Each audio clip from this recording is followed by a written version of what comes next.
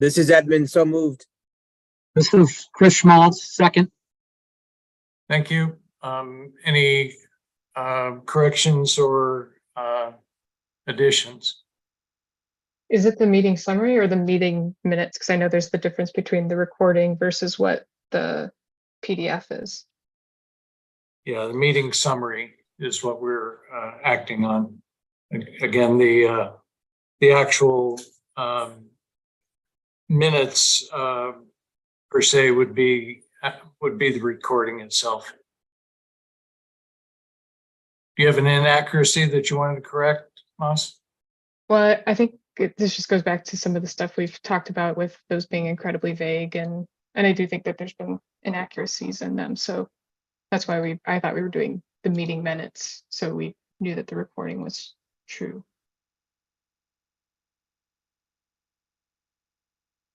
Right. Any other comments, Abby? Yeah, thanks. Can you all hear me? Yes.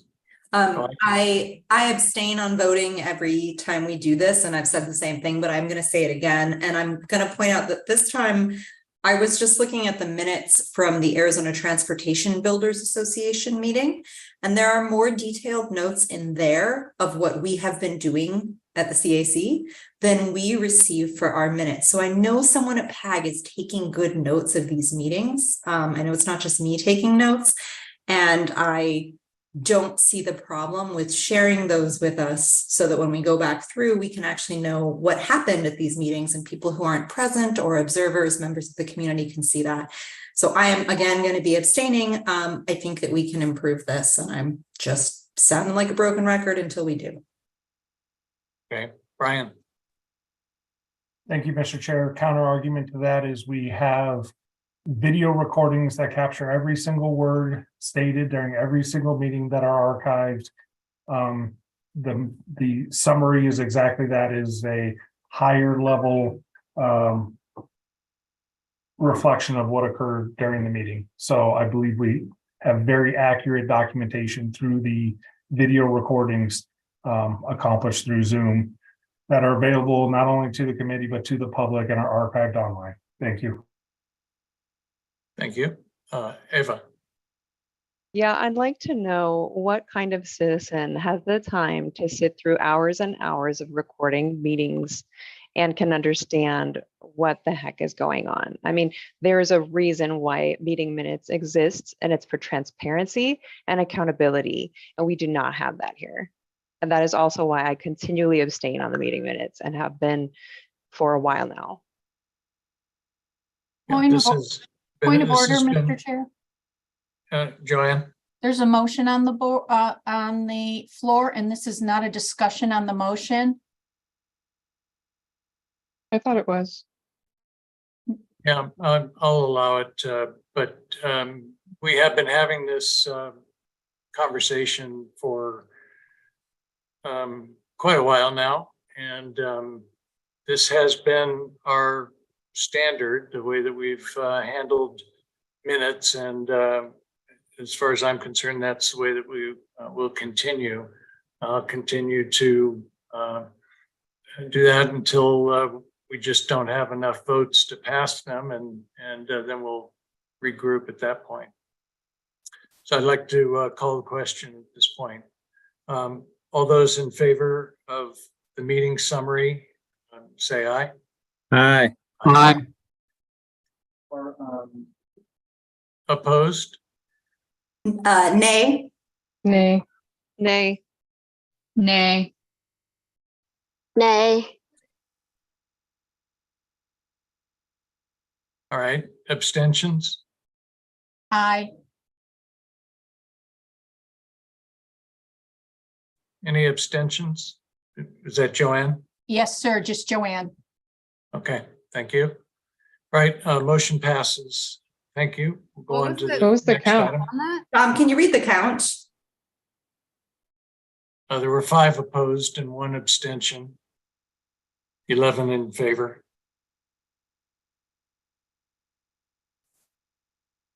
I didn't. Does that hear seem people. irregular to anybody else?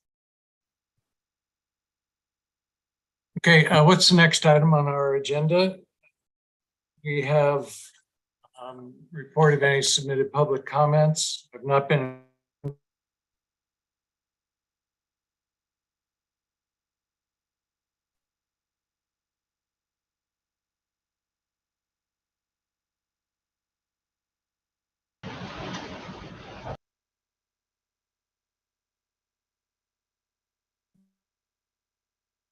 Mr. Chair,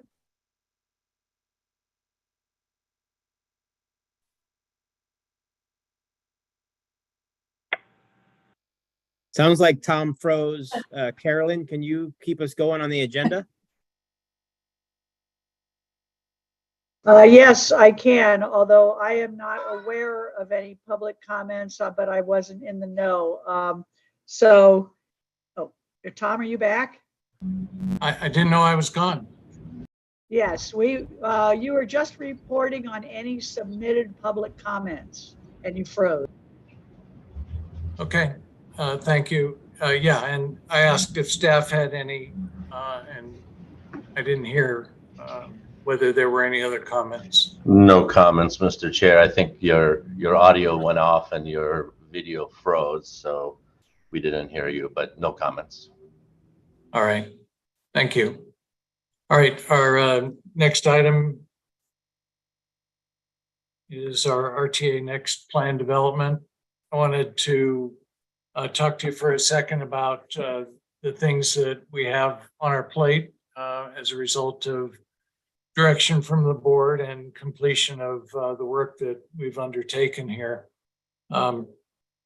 First of all, we agreed last time that our policy discussion could be an ongoing process as we make changes and or corrections, I should say additions to our plan. Some of those policy discussions will continue, and we may talk about that today. We also need to get into the budget so that we can try to establish a half-cent budget for board consideration and for for TMC conversation as well. We have priorities of the individual projects that we want to try to put some light to because we know that at least with the originally proposed CAC 6/10 plan, when we take the 10th off, there can, necessarily be a number of projects that would have to be cut. Additionally, as the cost estimates come in, we need a method for reducing the projects that would be built and or some other solution to that problem, whether the TMC or the CAC plan is adopted by the board. That exercise will have to happen. And then finally, perhaps not finally, but on my short list of things that we need to do is a full discussion of the transit element. Among the items that we want to discuss are the COA, which we've received some information in our packet about. We need to take a look at the proposed CAC transit element, compare that to the long-range regional transit plan in order to try to make the two compatible. We need a discussion and decision-making about the high-capacity transit project number 3661. And then we have some questions that have been asked and I think provided to the working group, the transit working group, and other members of the transit community who are, many of whom are here today actually, online with us, and will perhaps be able to help us get started on that. I don't anticipate that that is a conversation which we'll be able to really dive into very much today, but I do want to continue that discussion and recognize that we need to try to get some formal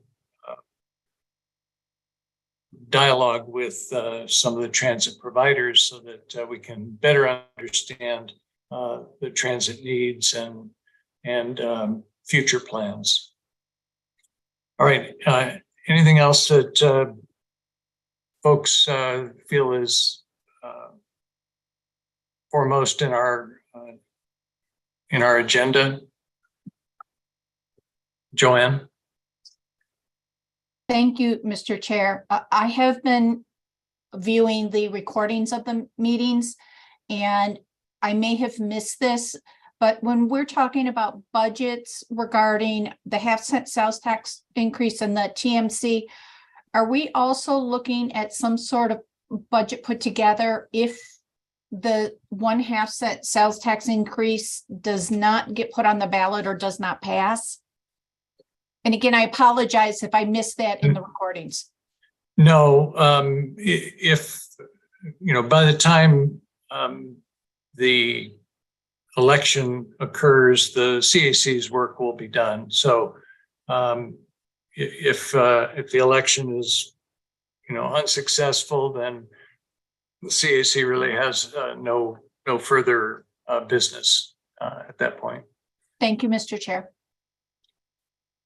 I see Mr. Hawbaker. I don't think we've met, John. Yes, sir. Town of Oro Valley. We have a couple questions. One is, what is the 610 thing you were talking about? I'm not familiar, I guess. Oh, yeah. At our June 26th CAC meeting, the committee approved a plan that included additional funding beyond a 1/2 cent sales tax.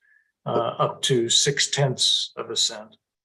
And so because we've received feedback from the board that they want a pure 1/2 cent tax plan, we're back trying to put that together. John, just to clarify, we did pass a framework that balances to the 1/2 cent sales tax. There was a friendly amendment that recommended that to the board that they also consider a 6/10 sales tax to restore that funding that Tom was mentioning. Yeah, we do have a budget that balances to the 1/2 cent sales tax, and that was a separate additional recommendation to that 18 to 6 vote. Yeah, that's right. We'll get to that. That's exactly where we'll be starting when we talk about the budget. Mel. Okay, thank you. That answered my question. Okay, thank you. Mel. Somewhat confused. Were you going through an outline of what we're going to talk about today? Yes. So I didn't catch the transit discussion. Did my audio go out again? I may have missed it. Okay. Yeah. For transit, among the things that we need to talk about are the COA, the Long Range Regional Transportation Plan versus the CAC plan, the High Capacity Transit Proposal, that's project number 3661. And then a number of questions, including several from you that were passed on to our transit representatives to help discuss with the committee. Okay, Chris. Thank you, Mr. Chair. My question is related to the timeline, or do we have an estimate as to the timeline for when we're going to get updated project estimates on the list of projects? Because in my mind, that is crucial information for us to discuss and make recommendations in terms of priorities for that list of projects. To me, Yeah, just Thank you. That's a good question. We'll ask staff to answer that. I wanted to remind everyone that the reason I wanted to, on a parallel track, pursue prioritizing the projects 1 through 33 it is because by the time those come in, I want to be able to actually deal with them and not lose additional time trying to figure out what to do with those cost estimates. Farhad or Rick, perhaps you can give us a little more detailed info on that. Yeah, Yeah. Mr. Chair, I'll start and then I'll pass it on to Rick here in a minute. So as you recall, the direction from the RTA board was to work with the TMC and identify a financially balanced plan by December.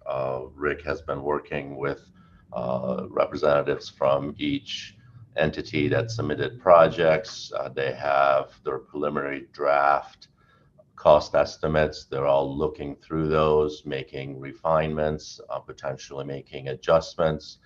And we want to allow them to go through that process and then fine tune the estimates and then bring it back to the TMC and then finally back to the CAC. So there's still a little bit of refinement left to do. We hope to be able to complete that within the next month or so. Rick, anything else you want to add to that? Nope, you hit the last part, which is that's our target timeframe we're operating off of. We are still meeting regularly with the outstanding jurisdictions to make sure we've captured everything accurately and reflecting it appropriately. But Farhad's timeframe and summary is right on. Thank you. All right, thanks. Maybe that's a good stepping off point. I wonder, could I get Jeanette, I guess, to share screen and put up the spreadsheet of all the projects? Sure. Crystal actually has that, so I'll have her share her screen.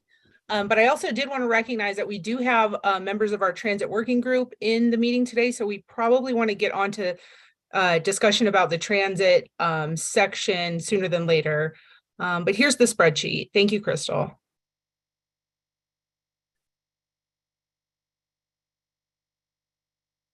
Okay. Just a second. I need to.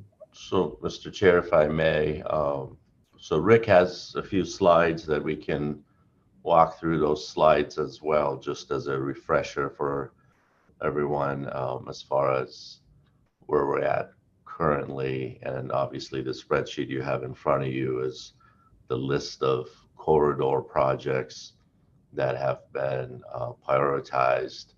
And at this point, I believe the total of these projects are at 1.1 billion as directed by the board. Okay. This is not the spreadsheet I was talking about. I meant the one that shows all of the original projects and the priorities that were. That's the same one. We just have to scroll. We got to scroll down. Yeah. But again, Mr. Chair, if I may, if Rick can go through his slides, I think you'll have the information you need on the PowerPoint slides as well. Okay. Are these different than what was in our packet? No, that's in the packet. Okay. So when we go through the slides, I think that might be helpful. You'll see the information on the PowerPoint slides. Is that okay, Rick? You ready? Yep, I'm all set. Can you guys hear me okay? Yes. Okay, see a couple heads nod. Good afternoon. It's good seeing everybody again. And as Farhad mentioned, I got a few things I want to hit upon, kind of set the framework for everything, and then we can dive back into the discussion as you were laying out, Tom. Let's see, make sure I've got control.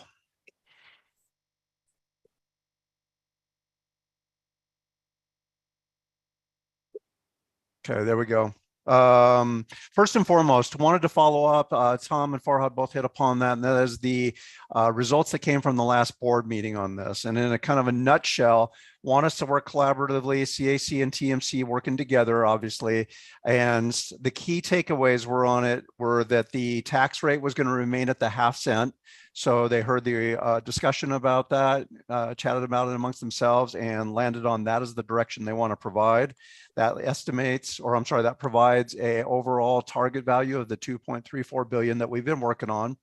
The time frame is December 6th. That's when they would like to see a draft plan so that it can be discussed at their subsequent meeting on the 7th.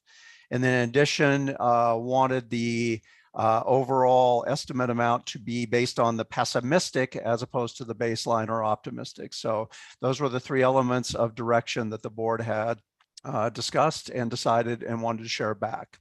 And then at that December 7th meeting, as we've mentioned all along, the board reserves the right to accept the draft plan and then ask PAG staff to begin developing an approach for feedback and public outreach, or provide further direction to the committee as appropriate. So we'll see what comes out of that at the 7th when that's turned in.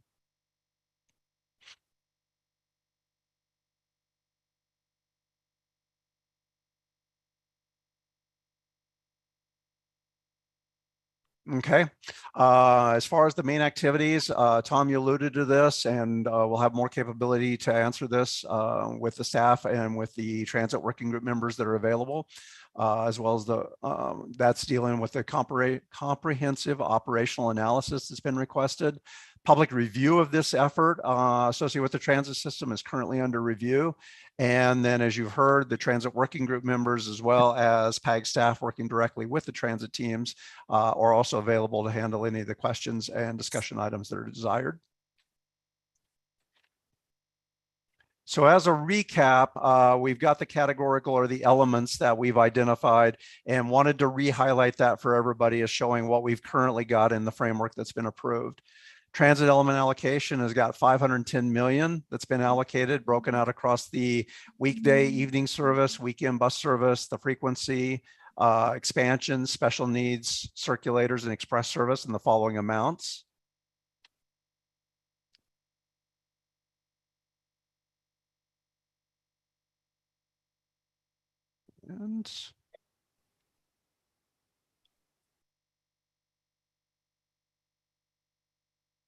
And then within that, we show how this compares with the percentage allocations that have been established, breakout of everything, and then the current funding allocation and projection amount. So it shows a comparison on there. I'm going to read those slides off of mine. So you can see the 510 million that's been allocated under the current versus the 370 that is within the current projected amounts. Hey, Rick, excuse me a moment. Go for it. This is all information that the committee has and has reviewed before. I wanted to get us moving toward comparing this and comparing the 2 proposals. And we have a side-by-side in our packet. That was what I was aiming for us to take a look at. So okay, I wonder, these slides are the same ones as we have reviewed at least once or twice before, right? I believe, yeah, this is similar information. This is what's been shared before in previous efforts to set the stage and prime you for your discussions. Yeah, okay. And Chair McGovern, this is Abby. May I speak? Go ahead, Abby. We've seen this before, and I've asked the same question before. I am on this subcommittee and we never made any recommendations. So if we're going to keep seeing this slide, I'm going to keep pointing that out and asking when we believe these recommendations were made. We have not met since, I want to say, February or March. And when we attempted to make recommendations, we were not allowed to do so. So we've never made any recommendations to my knowledge. And if somebody can tell me when and where this happened, I would love to hear it. Thank you. Yeah, it happened before you joined the committee. The subcommittee originally adopted those as a starting point. So to be clear, I have been on this committee since the beginning of 2022, when the city of Tucson got a number of new volunteers on the committee. And a number of us were on that subcommittee. And even though we attended meetings, which didn't start till 2023, we were not allowed to vote in this or a voice in this because all of the recommendations were made before all of the new City of Tucson members were on the committee. That's what you're saying. Yeah, that's what I'm saying. That seems very, very undemocratic, very unparticipatory. Well, no, all this is showing, and that's why I wanted to get off it and get over to the stuff that we've been talking about. This is just showing what the committee adopted back at that point, which frankly was the same as the starting point that the board had sent us. So again, we need to look at these side by side to try to see how they compare, but obviously 510 million versus the 691 million that the current draft half-cent sales tax from the CAC shows requires some conversation. Mel, I'm sorry, Jeanette, did you have a comment? No, Tom, I think you covered it. I just wanted to point out that, you know, we have the experts in the room today to have some of these conversations. So we know that there's been questions and this topic has been brought up from time to time. And that's why we made these experts available to answer questions about the COA and those items. Thanks, Tom. Yeah, I understand. Mel. And I just want to add that first exercise in looking at these sub-elements was not a very well done, informed exercise such that this becomes binding. And I've expressed that. And the last hearing, we did not come to any approval. Correct. All right, thank you. Hey, Rick, what do you have next on your presentation here? This was going to be just going through all the elements in the same manner. And from what you've said, if this is all information you have, then no, we can go ahead and pull this because it was going to be just recapping as we go through the safety, active modes, into the environmental, and then also the overall administration activity. So, okay. Yeah, we can scale it. We can pull it off and let you go down the path. As Jeanette mentioned, we do have several staff members from everything else if you want to go through that route instead. Yeah, actually, I think it's a good advice. Let's see if we could pull up the packet pages 23 through 26. There's a couple of memos, staff memos in there.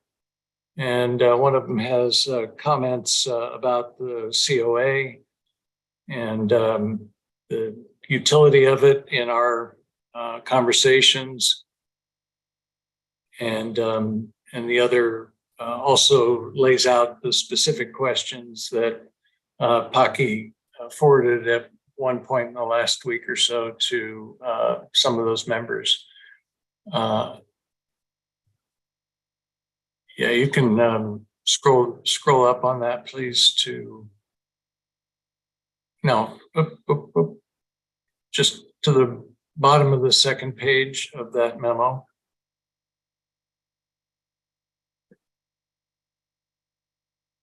Okay, down so I can see most of the page.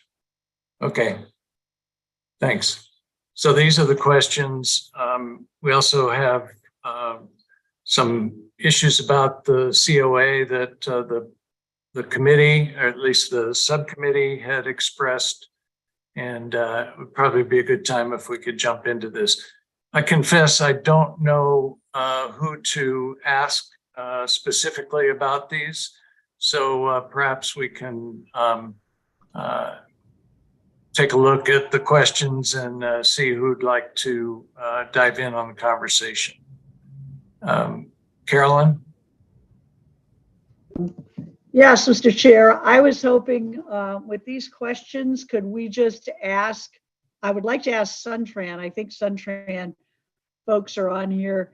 Could I ask them who would be the best people to provide comments on these since it's on the COA? I don't know if it's them or city or who, but I'd like to ask, is Steve Spade on? Yeah, that's what I was getting at, Carolyn. Oh, I'm sorry. That we want to get the right people. I see Sam has his hand up and Farhad also. Who wants to go first? Well, Mr. Chair, I'll go first. Again, just for everybody's benefit, the COA is a partnership among Suntran and PAG, and it is comprehensive as it's titled. All of our transit service operators are involved in the process. So again, that's why you have the transit working group members here. So anything that's related to their operation, they should be able to respond to it directly. So I don't think there's any one person. I think just depends on the question and which operator is able to answer the question. Sounds good. Sam? Yeah, good. Thank you, Mr. Chair. Good afternoon, members of the committee. We do have a host of staff available from the city of Tucson as well as Suntran to answer some of these questions in more specificity. However, we do have James Castaneda, our project manager for the comprehensive operational analysis. He's our staff lead for this project. What I might suggest, Mr. Chair, is that James can give you an update on where we're at with the COA and provide you with some observations that we've experienced through the course of our outreach. We're currently right in the thralls of our major public outreach effort right now. And so I think that James will be able to share with you some of the insight we've learned, if that would be acceptable to the committee. Thank you. Works for me. Carolyn, I see your hand still up. Oh, there it went. Okay. Let's do it. Thank you, Mr. Chairman. Again, thank you, Sam. My name is James Castaneda. I am the project manager from the city of Tucson side for the comprehensive operational analysis. I also have with me Davida Mueller, who is the director of service planning and development at Suntran. We're actually here.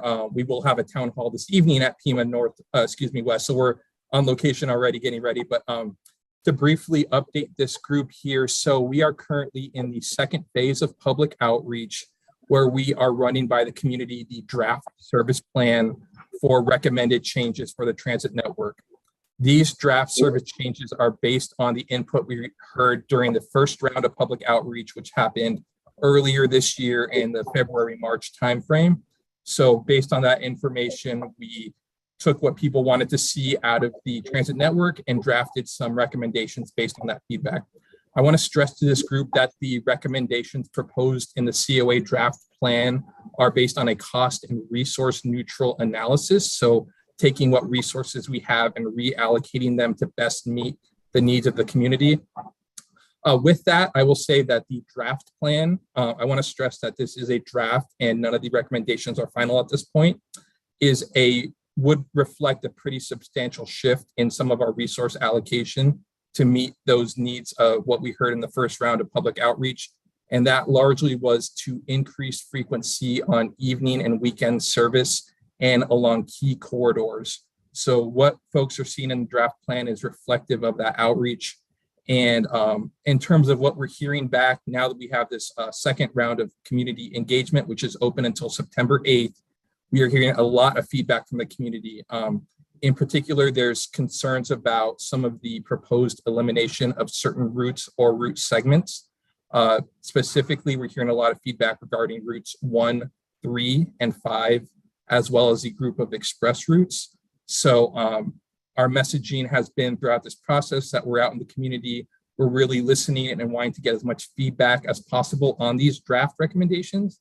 And those recommendations will be reevaluated and retooled based on what we're hearing right now. So that's kind of the update as to where we are right now.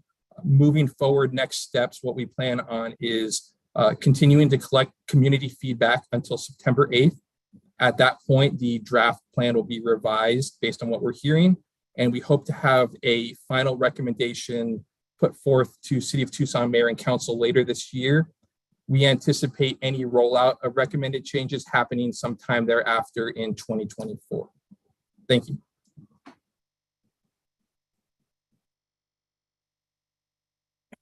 I see Arlen has a question perhaps for James.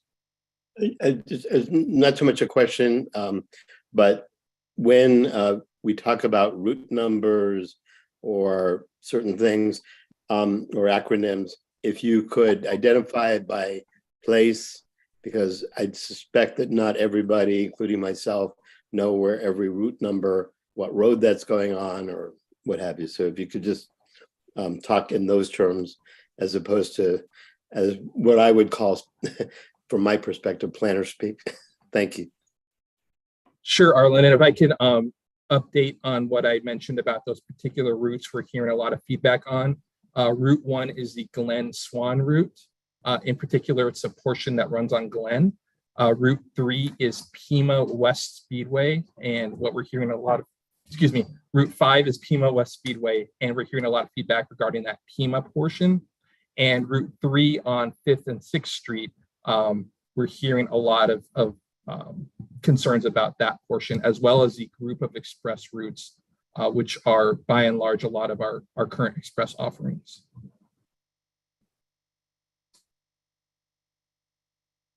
Patricia.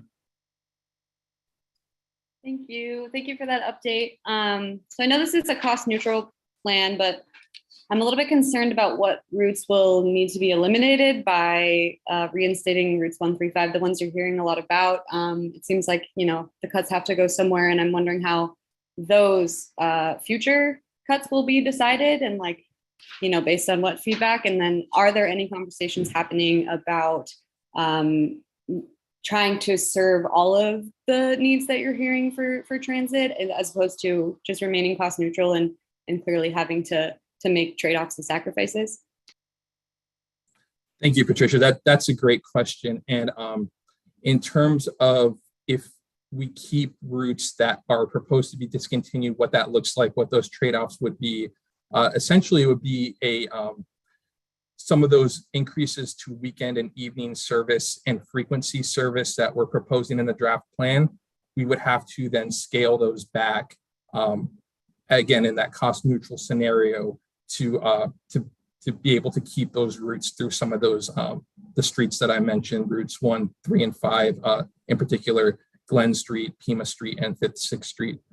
With regard to how this shapes kind of our transit moving forward, I think that the COA, though it is cost neutral, will outline a lot of those changes that the city, or excuse me, that the community at large would like to see. And so we will have those kind of already vetted and ready to go when we move forward. If there's additional funding or other sources we can pursue after the COA, we'll have those in line and already have discussed those potential changes with the community.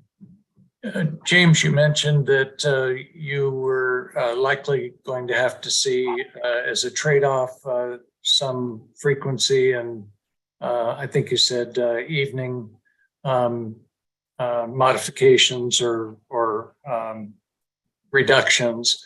Can you tell me, compared to the let's say the current enhancements as a result of RTA 1, what differences there are in the COA that you've taken out, that plan that you've taken out to the public? Both of them are essentially cost neutral, right? So can you explain to the committee how those changes came about and what impact they would have on RTA 1, if you will, plans? Yeah, so great question. Thank you, Mr. Chairman. The changes as they relate to current service levels and current RTA kind of service provisions, you'd see increases in weekend and evening frequency, in particular weekday evenings having more routes run until 11 p.m., weekend evenings having more routes run until 10 p.m., and across the board, more increases in frequency along major corridors. And there would be a couple new additions to our high frequency network.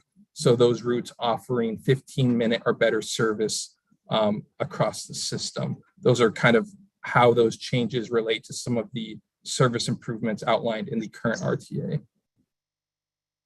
And those would be impacted, is what you're saying, based on feedback you're receiving now. Correct. So if we kept some of the routes that are proposed to be discontinued, then we wouldn't be able to have as significant of increases on those categories as we currently have proposed. Correct. Okay, I'm sure you're going to get the question, and I just wanted to set it up that what you answered before is that you'll have ideas of the cost for incrementally replacing some of those, cost neutral driven reductions. Yeah, we'll be able to get out of the COA kind of what those improvements that we weren't able to make and have those ready to go, and we can then see what would be needed to complete those additional service improvements based on the COA. All right, thank you. Abby. Thank you. And thank you so much, Sam and James and Davida, for being here. I really appreciate it. And I'm very glad to hear that you all are considering public feedback. I ride the number 1. I've explained to my fellow riders, to standing room only buses of students, that our route is potentially going to be cut. People haven't heard that. So, I'm on the bus telling people that. I don't know how SunTrans done outreach in the past, but perhaps there's a better way to reach people, since I've reached more people on like one bus ride. I do have a question. Again, somebody else already asked this, but about the budget neutrality. Why? I specifically with regards to PAG, I know that PAG received a carbon reduction grant, I believe, a year ago. Perhaps someone from PAG can explain where that money's going, if not into bus service, which would be a great way to reduce our carbon. So if somebody can answer that question, why we're looking at neutrality and why PAG's carbon reduction grant can't go into this funding, that would be great. Thank you. Mr. Chair, I think I can answer the first question.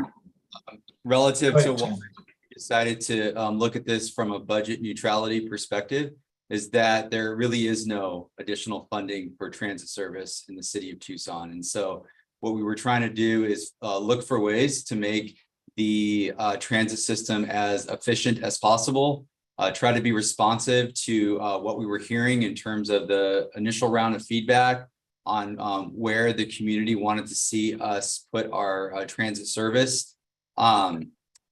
And, as James said, that will actually help us inform future decisions if there is additional funding for transit that we could apply across the system. But the simple answer is that there is no additional funding for transit service in the current system. And, to be fair, some of the changes we're looking at are based on efficiency that we're seeing in the system. Now, relative to some of these specific routes, like the Route 1, the Route 3, the Route 5, we do understand that they are being utilized.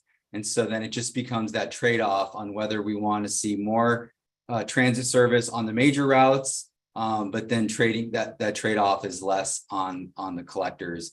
I do want to just reiterate that these are draft recommendations. The feedback that we're hearing today and all throughout the outreach for the rest of this month and in the beginning of September is going to weigh into our decision on which recommendations will move forward. Those final recommendations will have to be approved by mayor and council. And even then, the final recommendations will take some time to implement, depending on whether they're major or minor service changes. Regarding the carbon reduction program, I can't answer that question, Abigail. I would defer to RTA staff, PAG RTA staff. Thank you very much, Mr. Chair.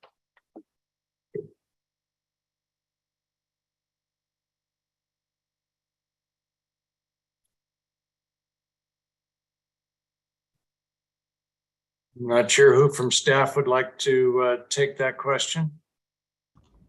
Mr. Chair, I'll take a stab at it. Again, as Sam mentioned, transit dollars are very limited, and the carbon reduction law that passed recently, it is not eligible for transit operations. There are other eligibilities, but operation of transit is not eligible for the use of those funds. Okay. Dale. You're muted, Dale. Okay, as soon as I get myself unmuted. There you go. Yes, a couple things, just from a historical background. What Sam was saying about the COAs are kind of traditional. It's a operational type of analysis to figure out whether the system is working well. I think they've done an interesting job here. I'll be interested to see the input. I think from our standpoint, we want to see two things happen here. One is that the suggestions that are not implemented because they can't have the corresponding cuts are kept and developed in a way that they can be used to either use RTA funds in the future or other funds as they're done.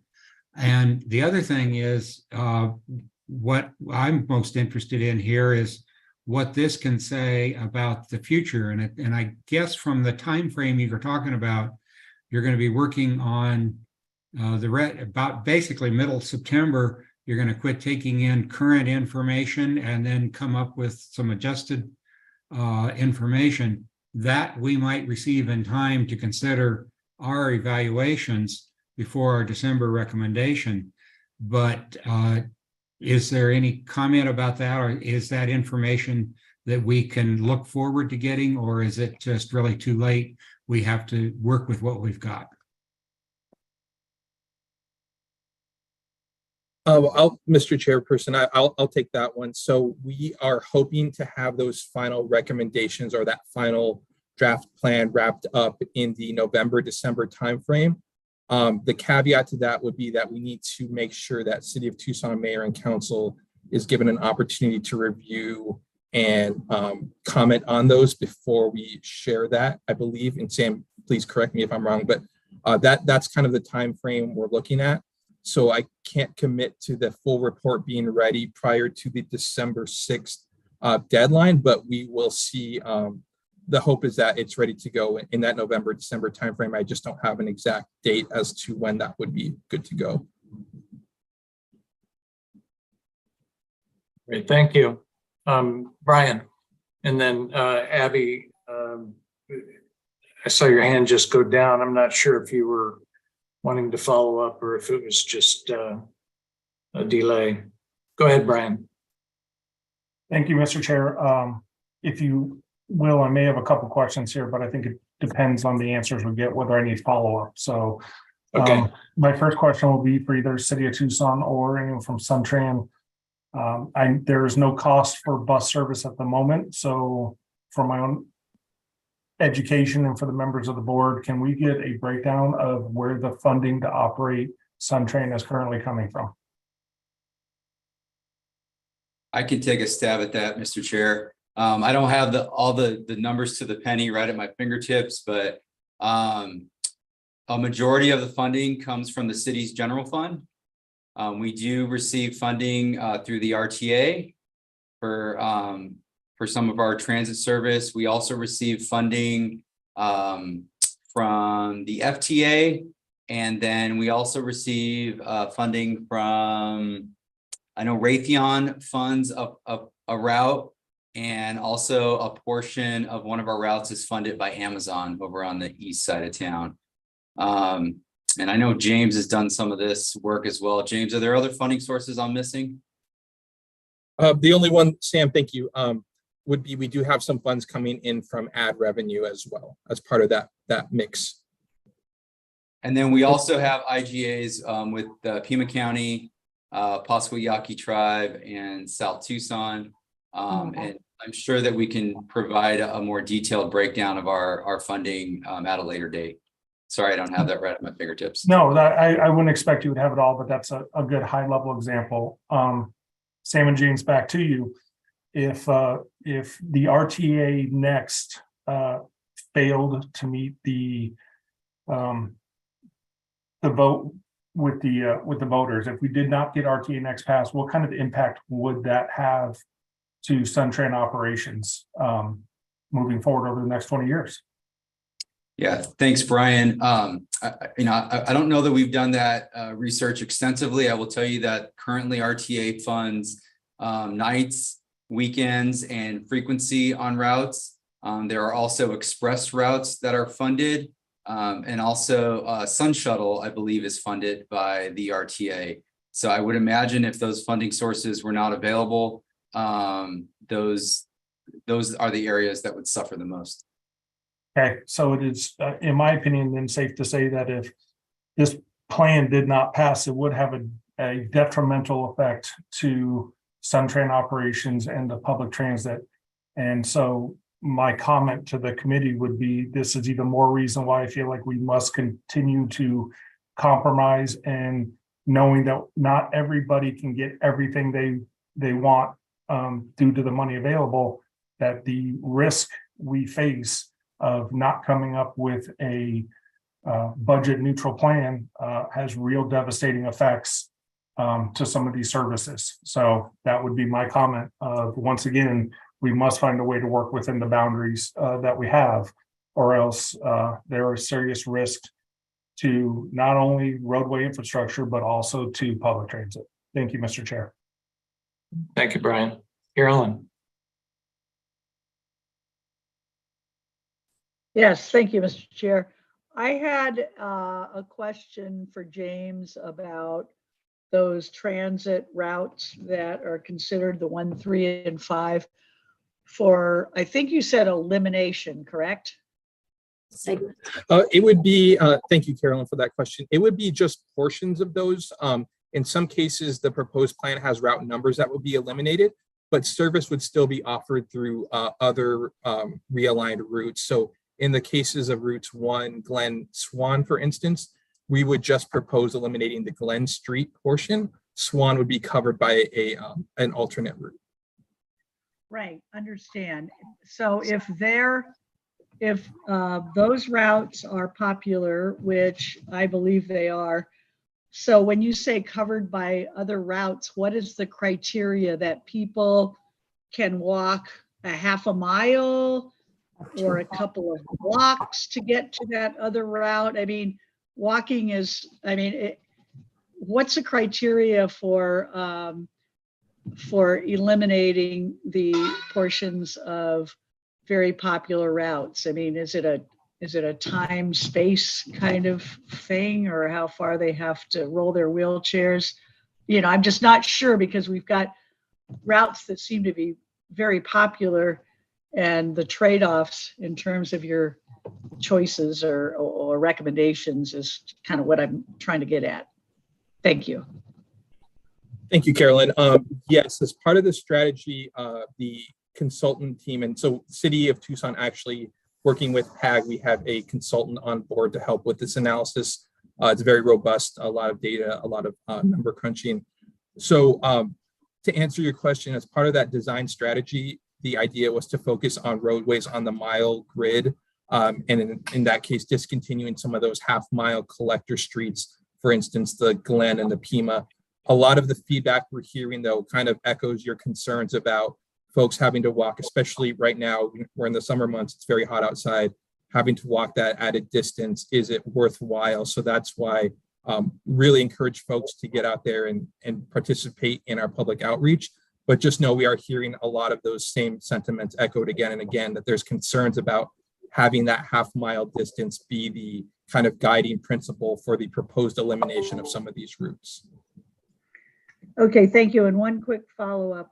I don't know, I didn't hear the routes that you're talking about for more frequency that would take the place of these eliminations. What routes are those, and what is the frequency going from what to what? You know, 15 minutes to 10 minutes, whatever. Thank you. Thank you, Carolyn. So that's a there's a few or more than a few places, and we have very, very detailed plans on our website as well for folks to look over at their own leisure. It's TucsonCOA.com. So we encourage folks to go there. There's a lot of material there, but just highlighting some of those key route improvements. The biggest change you would see, the proposal is to make Route 18 a continuous 10-minute route from Tohono Tadai Transit Center traveling south through Ronstadt and then ending at Laos Transit Center. Current service along that corridor for weekdays is 15 minutes, so it'd be increasing that to 10-minute service. Another change would be to have 15-minute service on Broadway. That is Route 8 from downtown east to the Houghton Park and Ride. Currently, there is 15-minute service on Broadway, but that ends at Wilmot. And another increase would be to Route 6, that is the Euclid First Avenue route, increasing the travel time. I believe it's currently running on 20 minutes. Would be increasing that to 15-minute service on that corridor. Those are kind of the three that pop out, but there are frequency improvements pretty much across the network. And again, that information is all available at www.tucsoncoa.com. Okay, thank you very much. And yes, I have reviewed it. I just wanted to make sure that people that haven't reviewed it understood. So Thank you. Thank you, Carolyn, very much. Thanks, Carolyn. Mel.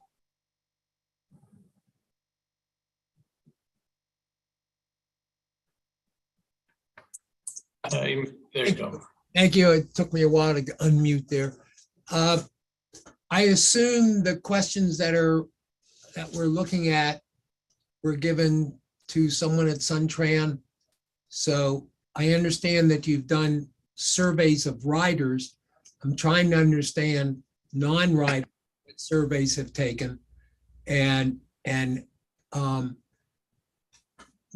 as I understand the proposed subcategories, there's no increase in the park and ride concept. And I've just used that park and ride at Cortero. The lot was filled. It's not really a lot. It's kind of the edge of pavement. So I just don't understand how we're directing and setting up high capacity frequency to these work areas that have potential for getting cars off the road. So in particular, what surveys were done? There's 5 questions up there.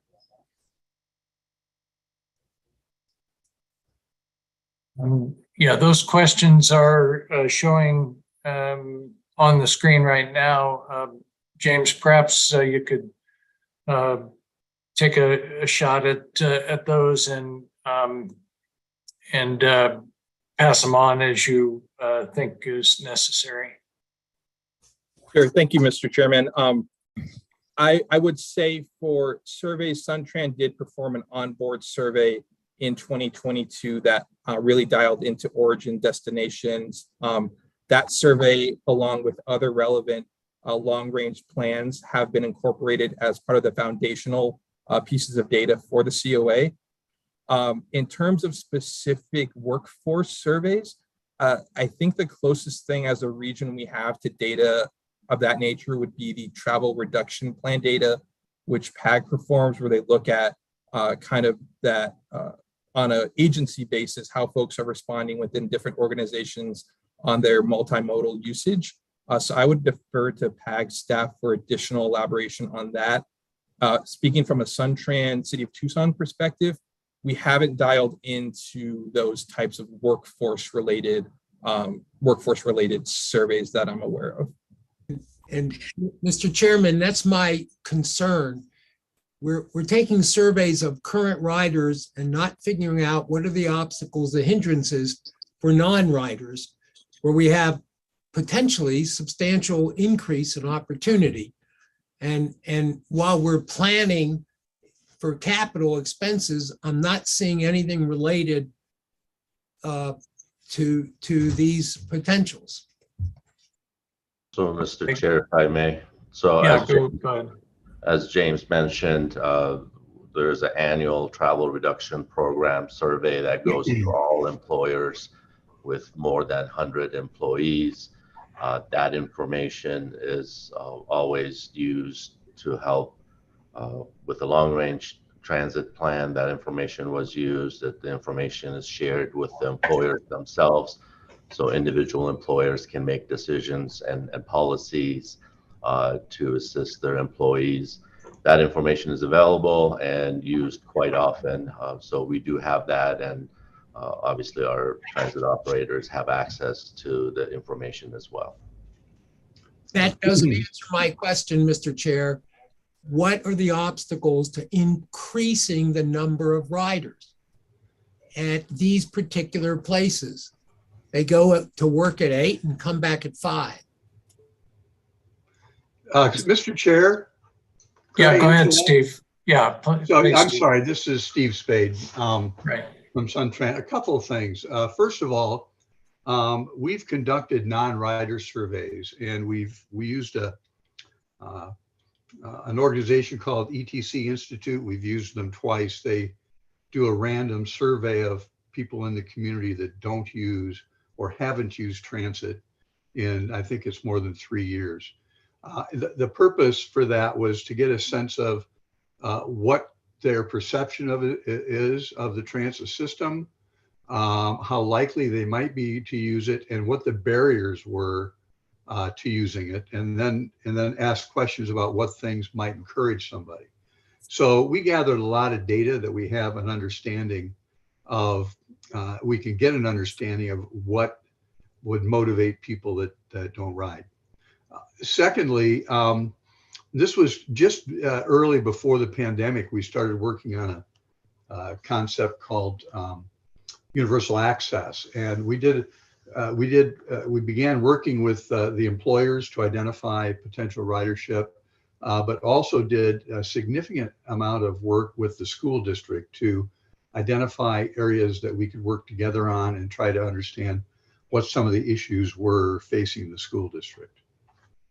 So those are a couple things that we've done in addition to understanding our existing system. Now, we are also encouraging people who are not riders to provide information in the COA. And armed with things like the non-rider survey, we know that a fast trip and high frequency, good quality service are the things that motivate people to ride. And so some of that information started to drive the goal setting of, do we provide service on a half mile grid when sometimes the service on the non-major streets doesn't perform as well? Or do we beef up the frequency and speed up the trip on the arterials? And that allows people that live on the half mile grid to walk a little farther to the bus, but we provide more access to people designed in a way to attract them based on what we know from the non-rider survey. Mr. Chair, this is Diane Shiflett, and I don't know how to raise my hand. Oh, go ahead, Diane. Yeah, thank you. I appreciate this conversation. I just want to, maybe at the risk of having repeated something that somebody already said, when we're talking a specific thing about riders, the Route 5 goes directly to the Arizona State School for the Deaf and the Blind. And many of the staff, as well as students at that work site and community site, don't have a choice but to use public transit and ride the bus. Many people are non-drivers. And I just want to, I don't know, just advocate for that particular population. I have a friend, she and her husband are both guide dog users. They are blind. They are on the 5, and to have to walk further, especially in the heat, you've got guide dog feet, you've got all of the issues there. So just taking into consideration that as a central site for this transit, I just wanted to make sure that's been discussed. Thank you. Okay, thanks. Let's see, James, we were kind of working our way through the questions on the screen there. Unless Rio or somebody else from staff wanted to continue the conversation about surveys or drawbacks or reasons why major employers are not getting more on board, if you will, with Express and Park and Ride, et cetera. Thank you, Mr. Chair. This is Rio DeLeon.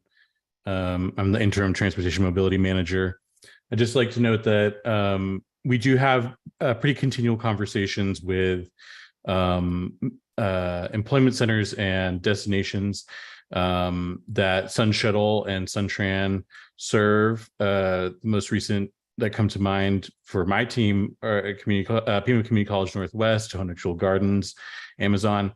All of these places have requested some form of enhanced service, but it has been mostly geared towards the neighborhood circulators, SunTran, and we very rarely heard SunExpress be the preferred mode to get employees to their work sites.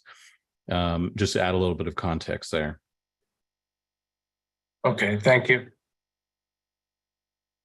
All right, the second question I know is one that has popped up from time to time regarding kind of the cost for writing and in general the costs, and that kind of is related to, I think, the question that's bubbling around right now. If you lose service, whether it's frequency or weekend or full routes or parts of routes, what would it cost to restore those and or provide any further enhancements?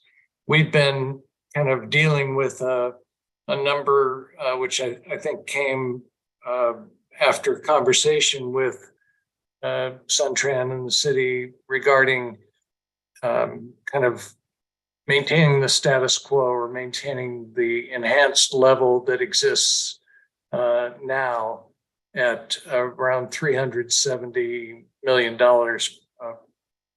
And we're kind of right now struggling with what would we do with more money, and how would that impact any of the current services? How would more money impact it, in other words, which I think we know the answer in some respects, but I guess I'll leave it at that and ask if you're able to provide us a little bit of information about that second question. James, I guess, is who I'd. Sure. Thank you, Mr. Chairman. As part of the COA, there is a current service evaluation that was done, and that exists as a milestone report, kind of going over our different options for SunTran, SunExpress, SunLink, and Sun Shuttle services. With that milestone report, we do have a route by route cost calculation or analysis, if you will. If it pleases the group, we can provide and share that milestone report with the CAC, depending on it. We can get it to you, and then if PAG RTA staff is able to disseminate that, we would be happy to share that information. Yeah, I'm sure that would be appreciated by many of the committee members. Thank you for that. Have you, within the COA, do you talk about kind of benchmarking Tucson with other cities? Yes. So we our consultants. Thank you, Mr. Chairman, for that question.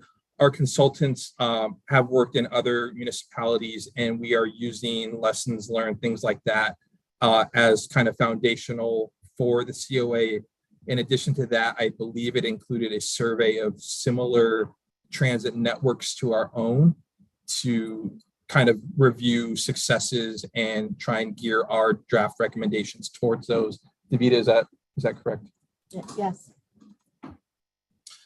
In addition to that, with regard to question 3, SunTran staff also did put together a summary of similar transit agencies as a part of some mayor and council material. I believe it was an exhibit that was used in October. We'd be happy to share out that document as well to kind of get a gauge. It has some statistics on what other transit agencies that are similar size, similar operations are doing. If that would be helpful, we can share that. Yeah, Mel, I think that is something that you've mentioned to me, at least, that you were very very much interested in hearing about. Yes, please. Yes, okay. All right, let's, I think the capital improvements for intersection treatment is one that we'll get to. But for now, let's get back into some of the questions that our members have. Joanne? Thank you, Mr. Chair. My information may be a little dated, but I'm going based off of the information provided by Tucson City Council on May 5, 2023, when they extended the free fare program through the end of the year. They're expecting a $4.6 million shortfall for the remainder of the year, but that still puts us on average between 2020 to 2023, $10 million a year in the shortfall from having no fares being charged on our public transportation system. Currently, that money is not being made, that shortfall is not being made up by PAG or the RTA. They have listed that it's coming from the hotel motel surcharges, Tucson Medical Center, a Suntran efficiency, savings on their own, Visit Tucson funding formulas, in the city's 5-year plan. My question / concern, or my question is, should I be concerned that the city of Tucson, at their sole discretion, can continue to have free transit service? And is the RTA at some point going to be asked to make up that shortfall? And how do we plan or budget for that? And all, or am I just, worrying about the chickens getting out when there's no chickens in the yard?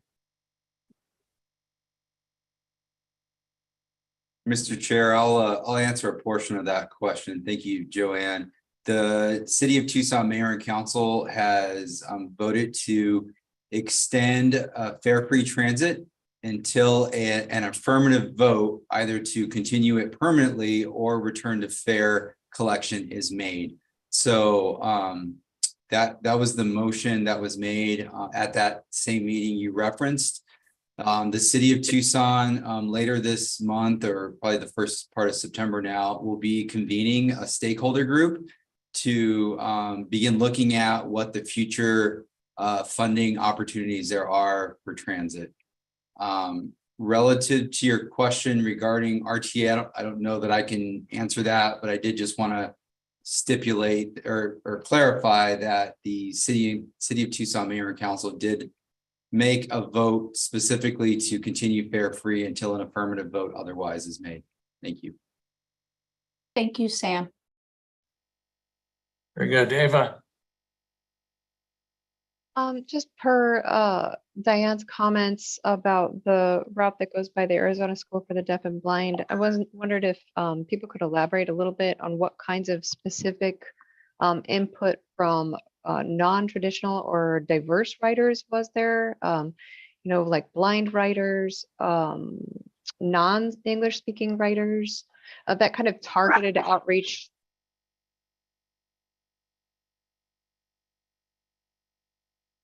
Go ahead, David. Yeah, just that. What kind of targeted outreach to non-traditional writers?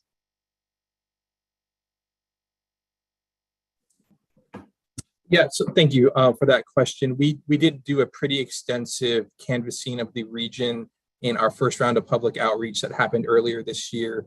We did hold stakeholder meetings for specific groups to try and capture those voices. In addition to that, for that first round of public outreach, we were monitoring responses and we tried to focus in using some data collectors. Suntran has a couple of data collectors that were able to get out on buses for routes that were maybe our response rate wasn't quite hitting a mark that we wanted to hit. So we did do some targeted outreach there. With regard to this current phase of public outreach, again, we had some lessons learned for that first round, a more robust amount and number of town halls. I believe this round we have 19 events, 2 virtual meetings, and then 17 in-person meetings across the region. So making sure we're hearing voices. We were very calculated in how we selected those locations, making sure that we have all of the City of Tucson wards and kind of geographic areas of the region covered with that outreach.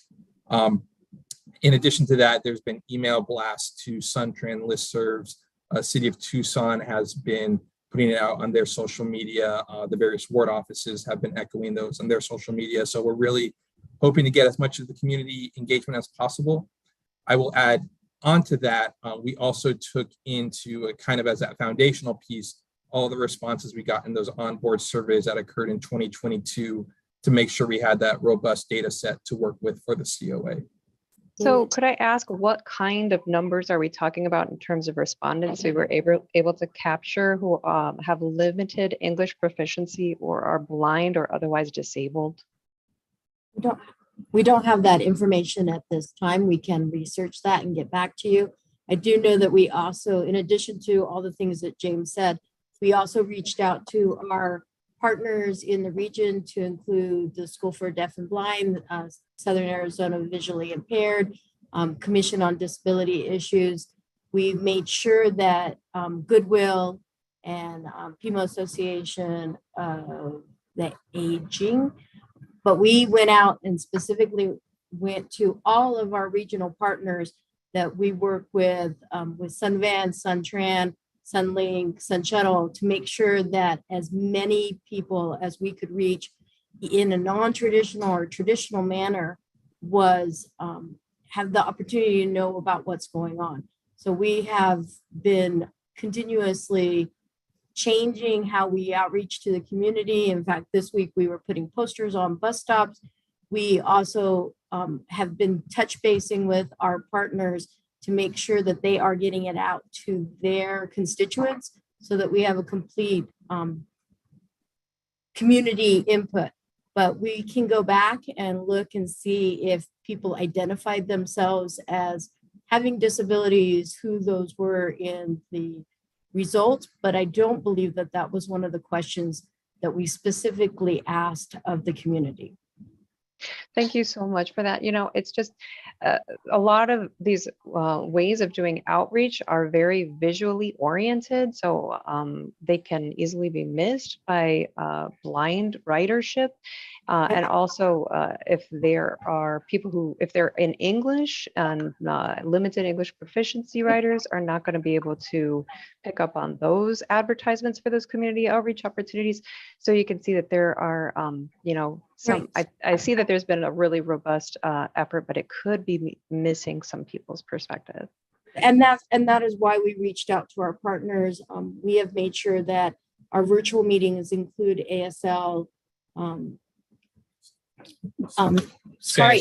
interpreters and Spanish translation, but we also have been reaching out to our partners because we know that the visually impaired would have difficulty seeing some of the items. Someone who is deaf may have trouble hearing what we're talking about, and also to make sure that we talk to not only our communities of different languages. We have a meeting coming up at Pasco Yaqui and in Sarita, but we also to make sure that we communicate with the refugee community and with other members who use the system that would not normally be necessarily involved in this outreach. I will give the marketing team extra kudos for making sure that we touch and reach out to all of our regional partners that we talk to on a regular basis. Very good. Thank you. Moss. Thank you. So I just wanted to kind of go back because I think we've been hitting on some of this concern about the cutting of service and the, you know, cutting of service to increase frequency to match this feedback. I remember taking that survey back in February, and I guess the thing that I'm concerned about is, do people really know what they were getting, or like what they were getting when they prioritize it? Because it didn't seem like it was, if you could have better frequency on the weekends, this could mean cutting other routes. Because otherwise I would have said, obviously maintaining the routes that are getting working people to their jobs and to the services they need. I saw the expansion of service in my response as, just, I think Mel was kind of getting at this earlier about, if we need to increase ridership for various reasons, Move Tucson told us that. Our climate change situation is telling us that. Cost of living, cost of owning a car is telling us that. And so the expanding of service was really a way to help to address the barriers that, Steve Spade, I think you mentioned these, of increasing frequency, increasing routes, increasing all these things to actually make us have a robust transportation system that, which I lifelong Tucsonan here have always thought and experienced as being underfunded with major gaps in the services and impractical for people to rely on. So I guess I'm very concerned. I just need to express that clearly, how that this is, we're being presented with this trade-off and there's no solution for any kind of increase of funding. I will pay all the taxes in the world to increase our transit and make it more equitable and accessible to folks. And then kind of, somebody also brought up, the concern about if there's not a funding gap with RTA, or if RTA doesn't pass and everything, what would that do for us as far as funding? I guess I've been hearing rumblings about and support from Tucsonans out of frustration with the RTA that interest in pursuing our own proposition for the city limits to continue funding transit service and actually increasing it. Something like Prop 4012. If we can't do it as a region, continue to do it as a city the way that we see that needs to be done. So I'm curious to hear from city staff. What are those? What are the other funding options if this no in-cost increase doesn't pan out and has no support? And what's it look like to have some kind of proposition for within the city to fund our transit needs? Mr. Chair, I'll just take a quick stab at Amas's question. We have explored in the past various funding options for transit. In fact, there was a city manager stakeholder group that was convened back in 2017, 2018 to address this very issue. And there were a variety of options that were explored, including the creation of a transit authority, a potential transit tax or utility tax, I know was one area we looked at. Part of that stakeholder group that I mentioned will be forming here in just a bit. We're going to look at some of those options and see which are feasible and which are not. There are some that have certain limitations based on state statute and the city's ability to collect specific sales tax or different tax of that nature. So those are just a few that we are going to explore and need to explore as we continue down the path. Thank you. Thanks, Sam. That's helpful. Yeah, thanks. Chris. Thank you, Mr. Chair. My question is, what would be the impact of increased RTA funding in the transit element?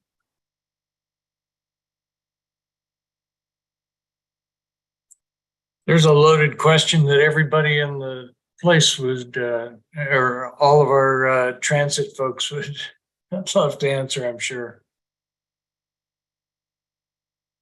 Well, let's hear it. So I'll take a stab at it. Thank you for that question.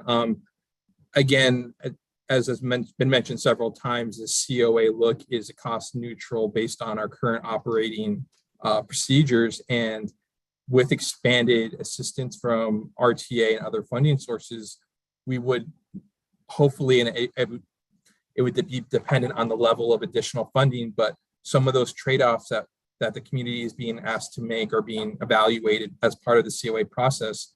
We could do more of those service improvements without having the trade-off of decreased or discontinued routes through portions of town. So again, it would really be dependent on how much would be addressed by that additional funding. But I think as part of the COA, I can speak with the public outreach. We've been hearing a lot of folks concerned about why aren't there more investments in transit. So I think RTA Next is a perfect vehicle in which to get those additional funds set aside for transit so we can have those improvements without the associated trade-offs that we're looking at in the COA draft analysis. Yeah, and if I could just add on to what James said, Mr. Chair, is that what we're hearing is that the public wants more frequency, especially on nights and weekends, and more coverage on those weekend hours. And so again, back to what we said, what really drives ridership is that you have service that is reliable and frequent.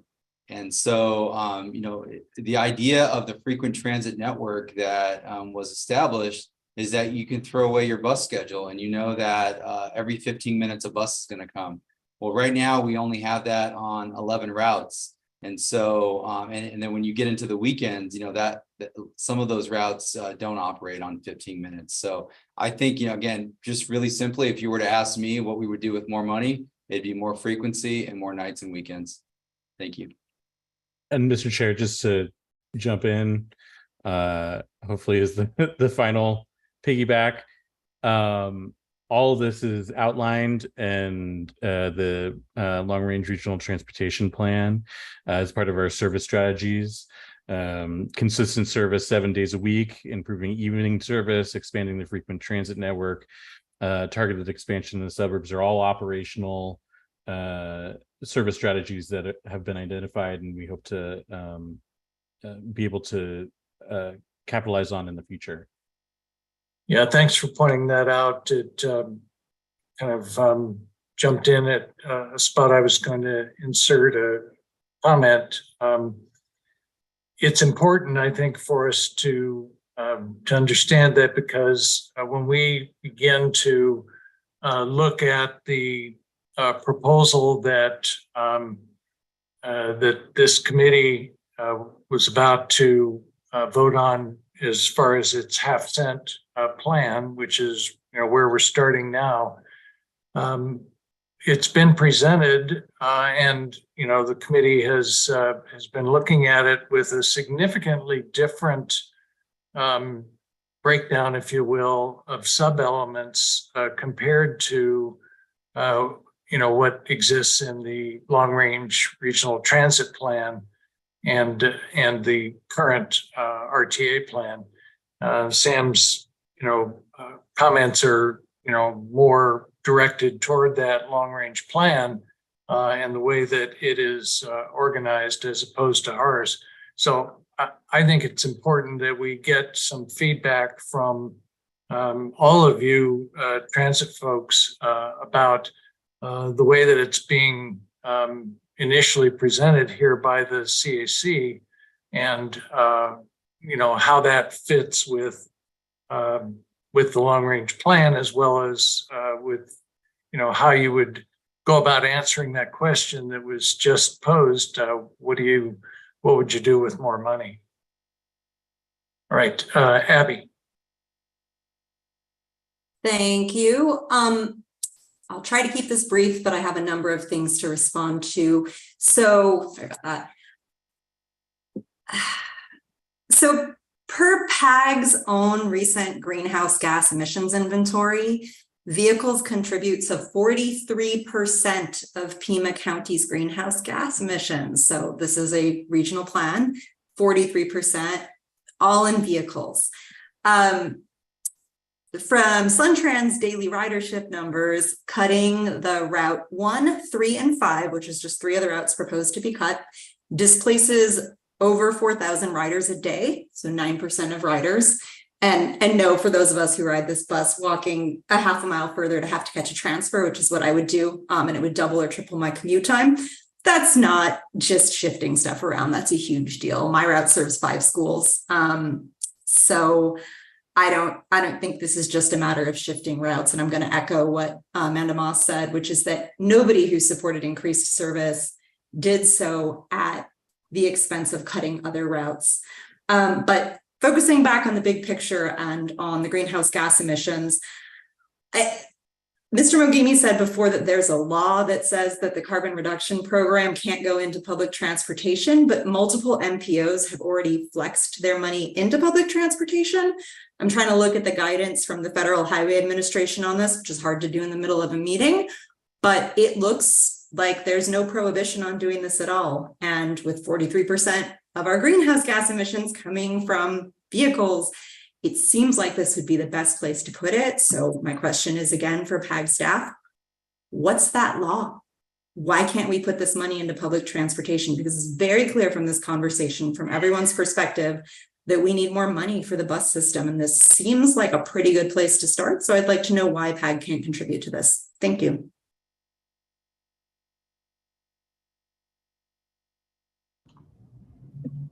So, Mr. Chair, again, we work closely with FHWA, ADOT, and we have had this discussion with all of them over the last year or so. And the response has been that you cannot use those funds for transit operations. Remind us again what those funds are specifically. What are they? The funds that Abby's talking about is a brand new program through the new federal transportation bill, and it's set aside for carbon reduction goals, and those goals have to be established and aligned with the state, and in collaboration with the state and FHWA, we have gone through a list of potential eligible activities, and transit operations is not one of them. Is any Can kind be of, funded. is any kind of transit investment allowed under those with those funds? No. So again, there's a list of activities, and all of those have to go through alignment with the state. And so those are mostly goals that would yield to reduction of emissions from vehicles. So programs such as rideshare, carpooling, and those kind of things, but not transit operations, because transit operations obviously comes through the FTA funds, and we already receive an allocation of FTA funds in the region. And to put it in perspective, I think somebody asked that question early on. So as a region, we receive, I want to say roughly about close to about $40 million for transit operations. That doesn't include grants and other additional funds that come in. So we already receive regional funds that come through the FTA for transit operations. And then just to add to that, so RTA provides roughly about 30% of that, just a little bit shy of 30%. And Tom, if I can add to what Farhad just said in regards to the CRP funds are not a guaranteed funding source for any significant period of time. I believe there's 2 years left that we know of, and that money could end at that point. So it's not really a reliable source of money. As Mr. Mogimi said, there's a lot of eligibility requirements, but I think the difference between CRP money and RTA money is RTA money is going to last a lot longer. So we have a longer term guarantee of money coming in, where CRP funding could just end at an earlier time, and then we would be in a whole different situation. Thank you. Thanks. Dale. A little slow getting the mute button. Sorry about that. I really want to, I think there's some very interesting discussion going on here, and I don't want to put cold water on it, but I think we need to keep in mind that our purpose here is to figure out how much RTA money we can get allocated to the transit system. And I think the additional information they're offering, that staff has offered to provide about surveys, et cetera, I hope will answer some of those questions in people's minds. I'm still a major believer in the priorities as put out by the long range transit plan. And I and I want to say this again, it's an issue that I felt, I feel people's concern about the COA does not generate any more money. And it's trading money from one thing to another. But I am very happy to hear that the city's planning on pursuing issues of other funding sources again. And I think that's critical. And what we are going to do, and following based upon this here, what we're talking about today, is that we need to allocate our money and as much as we can. And I know that will get down to an issue about whether the bucket stays the same size or whether it's raised. But as a practical matter, I think that's the crucial issue for us is, where can we put the money and how much? So with that said, I'm done. All right, thank you, Dale. Carolyn.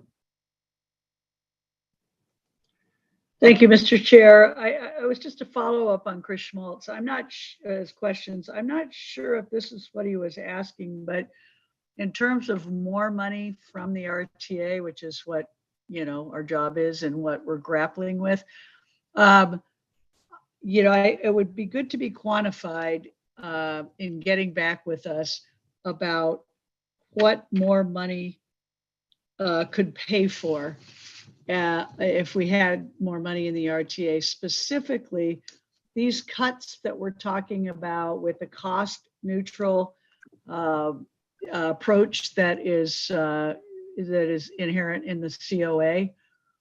How much money, I hope we can get this information, not now, but later. How much money would we need to restore all the cuts that are being discussed now with the express service, with the route cuts that we're talking about, and then if there were proposals or needs for frequency, which is what James was talking about and Sam was talking about, that riders and non-riders want. What exactly, how much money would we need exactly to do more frequency and later hours on A, B, and C, some of the popular routes? So I guess my question is for both Suntran and City, have you looked at those kind of, I assume you have with the cuts and the cost neutral, but are there, can you put those kind of numbers together in a quantitative form as to what any proposed increases, what would be needed to do things like that? Is that available? Thanks. Mr. Chair, I'll take a stab at that. I believe that we can and we will provide that information to you all at a later date. I'd like to phrase it rather than how much money would it take to restore the cuts. How much money would it take to implement the increases in service that we're here in the community, work on quantifying them. So, Mr. Chair, if I may piggyback on that, again, it goes back to the long-range plan. If you recall, the long-range plan specifically identified different ranges of investments for those prioritized goals, and frequency was one of them. Weeknights, weekends, those were all identified. So there are ranges of investments already identified in the long-range plan. So please take a look at that as well.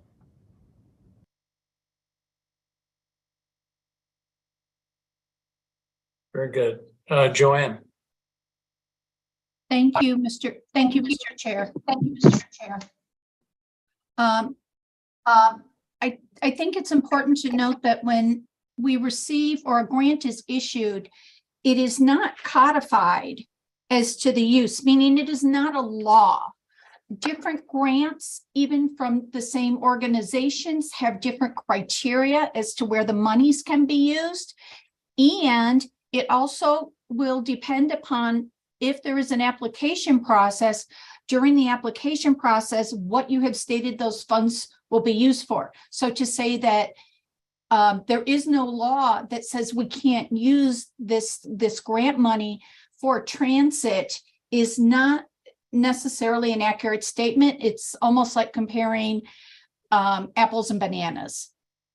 Joanne, if it's helpful, my understanding of the CRP is that they have an implementation guidance memo and there isn't limitation on transit funding. So what I'm hearing is the response from Farhad is that ADOT and the state have made a different determination of it, but that's different than what the grant says it can fund, and that's the issue.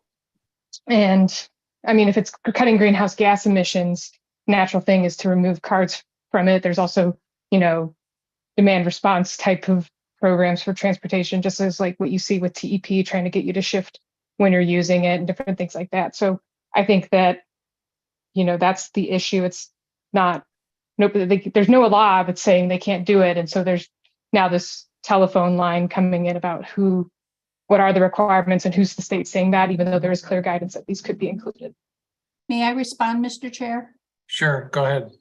Mas, the original question specifically had to do with what law says we can't use those funds. And that's what I was addressing. I'm not arguing one side or the other. I was just offering a point of clarification to someone who I felt misspoke.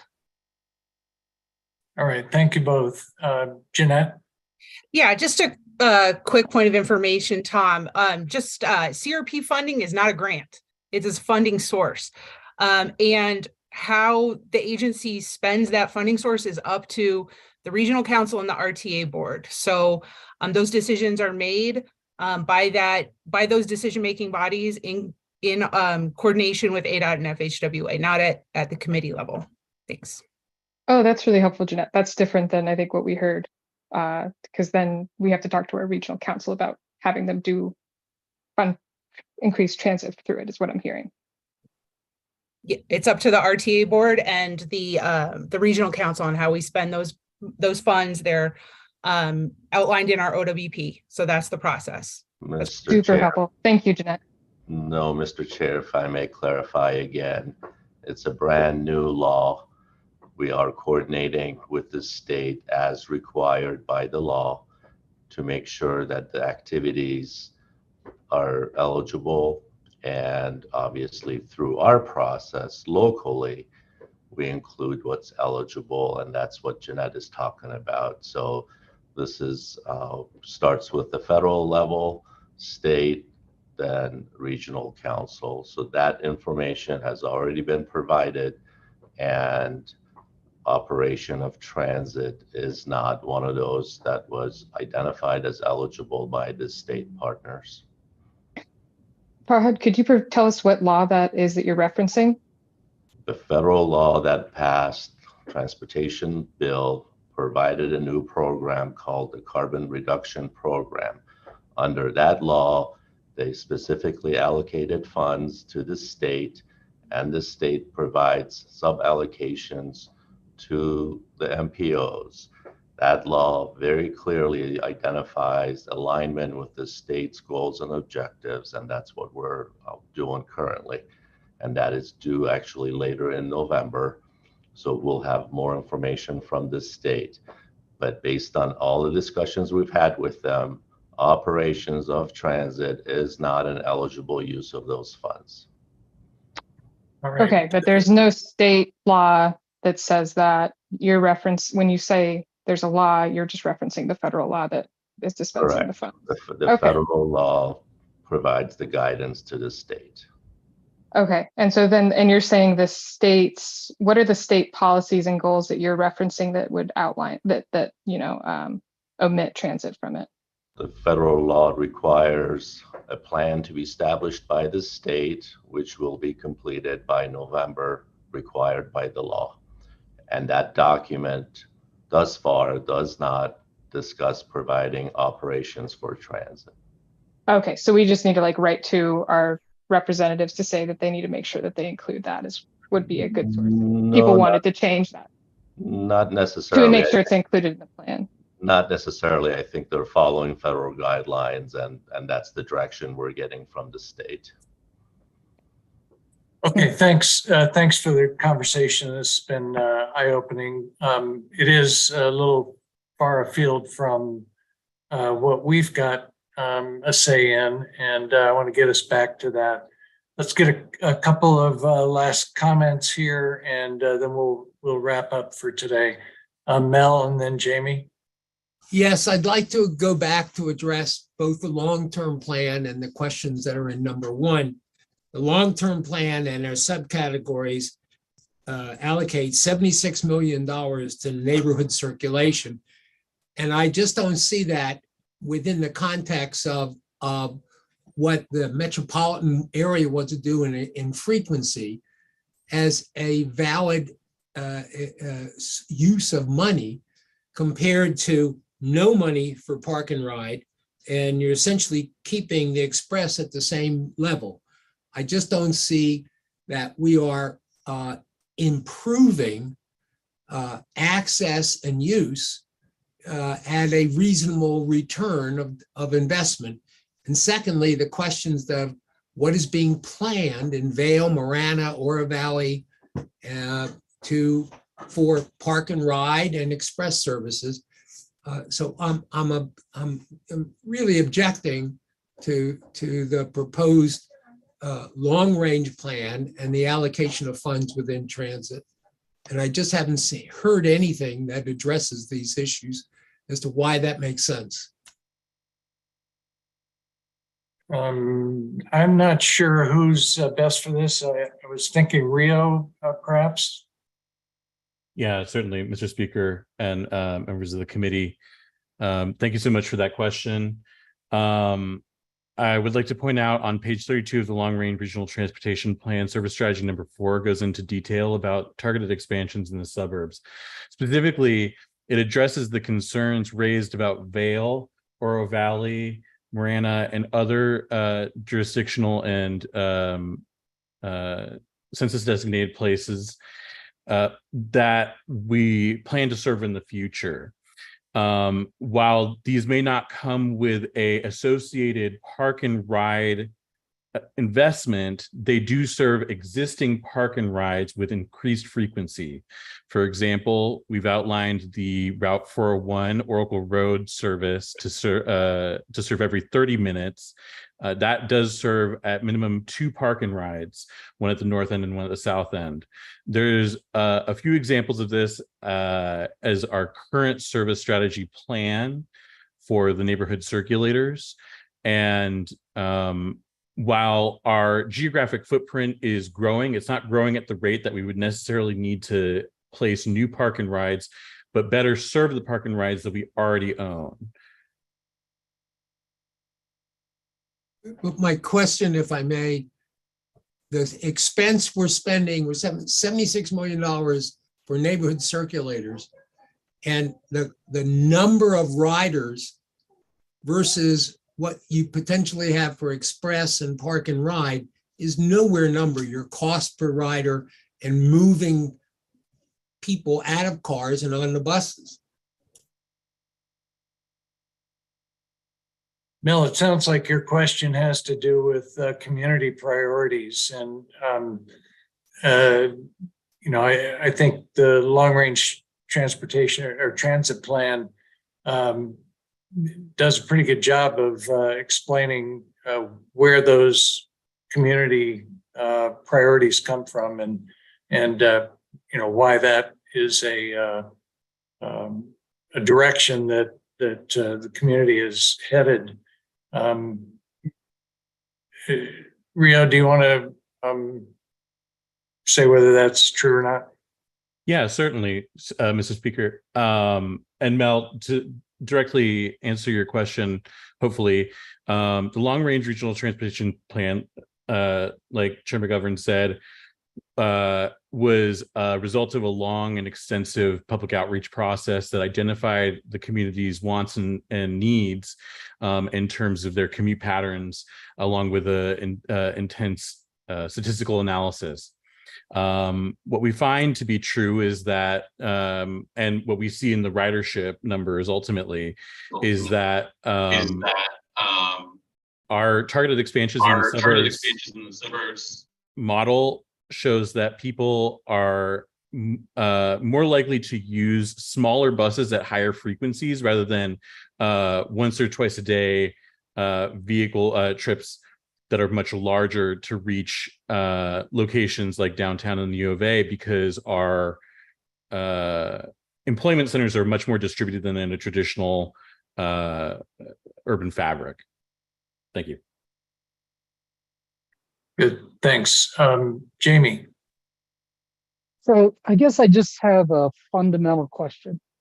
We've been talking about this for a couple hours in the last few meetings, that our needs outstrip our resources with money.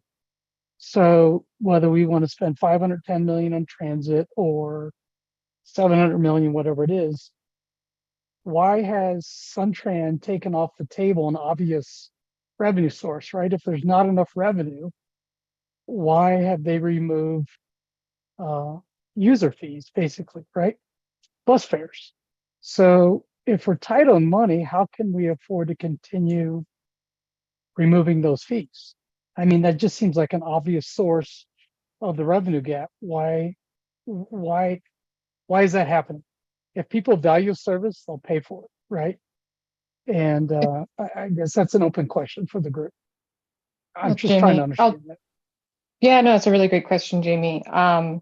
Basically, I mean, my understanding, and I know Sam can correct me on the numbers, but my understanding is like 10% of the budget was being paid for through fares. So it wasn't like it was a big, revenue source to begin with, but it does have major equity implications. And, I think like the way that it really helped me to understand. What's 10% mean?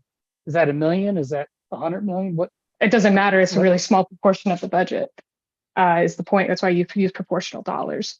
And so there's that factor. You need to know scale. You need to know scale and scope, right? So, well, okay, I'll finish my response. What does 10% mean?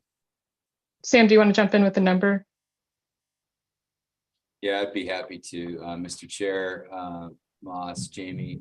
So yeah, fare box recovery is about 10 to 15%, depending on ridership. We're talking about $100 million budget. So, that delta can be anywhere between 10 and $15 million, just depending on whether it was a good year or bad year. So with the pandemic numbers, we were using about $10 million is the fare revenue dollar amount that we are missing from the current system. Yeah, so it's not really, that's kind of a drop in the bucket for what we're talking about within our RTA CAC budget. And to kind of get to your other question about why to do this, like why is paying for a service important, right? It's a public good, just like we don't pay for every time, we need to call the police to come out to do something, or the firefighters to come out to do something to care for it. It's a public good. If we didn't have a transportation network, we couldn't get to jobs, our economy would fail, people would starve, become unhoused, all these other things if you can't get to where you need to go. And so with that, you need to have some kind of system that is free and open to everyone, accessible to everyone, that allows allows our community to function in very basic forms. So just as important as some people might say the firefighters are, just as important to have some kind of transportation, because we're not just talking even about gasoline here. We're talking about owning a car or renting a car. We're talking about your annual, license tags, being able to go and get a license. If you can transportate over that, get over to those spaces to do that, pass your emission test, do all the maintenance and everything like that. And a lot of those things aren't going to go away, even with EVs that can help with cost, with some of those maintenance and fuel costs. You're still going to have these other burdens. And that's why it's so important to have a public system that, your car goes out one day and you don't have another solution. How are you going to get to work? And if you don't have the luxury of, being able to rent a car or borrow a car or rent a car, then, because it's cost prohibitive, having a free and accessible transportation system is just as important to our economy and to the safety of all of us as other fundamental goods that we rely on our government to provide. All right, thank you, everyone, for that conversation. We'll continue it at our next meeting. I wanted to take a moment to apologize to the 4 or 5 people who are online and we are not going to get to today because we've committed to a 5 o'clock hard stop here. But our next meeting is scheduled for Labor Day. And I'm suggesting at this point that we look at the following day, Tuesday. Recognize that it could be somewhat of an issue with a long weekend and vacations and back to school, et cetera, whatever things could impact that. So is a request for the committee to please send me an email or a text and let me know if Tuesday, and I'm sorry, I've forgotten whether it's the 5th or 6th. Tuesday is the 5th. The 5th. Thank you, Joanne.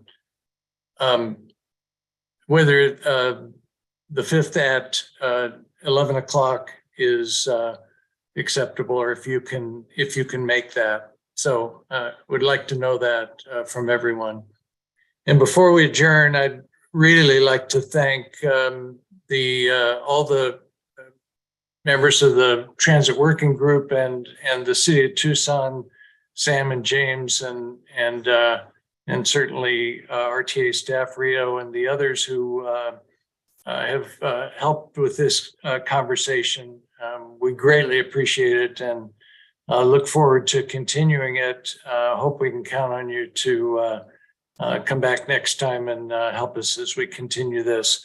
Another reminder to the committee that we will be looking at our budget. I particularly want to focus at our next meeting on the question that Jamie just brought up and Moss eloquently responded to regarding how much of our money we want, need, and should be putting into transit, both from the public perspective as well as from the political perspective of being able to get a sales tax passed through the voters, which, by the way, just as a reminder, is our job. So thanks, everyone. Again, thank you to all of those folks from Suntran and the city and the other transit organizations. We never even heard from Amy Ramsey, but would appreciate your continued help to the committee. So apologize again to those who didn't get to, but save those questions and we'll do them next time. Thanks again, and we're hereby adjourned. Thank you, Tom. Thanks, everyone. Thanks, everyone.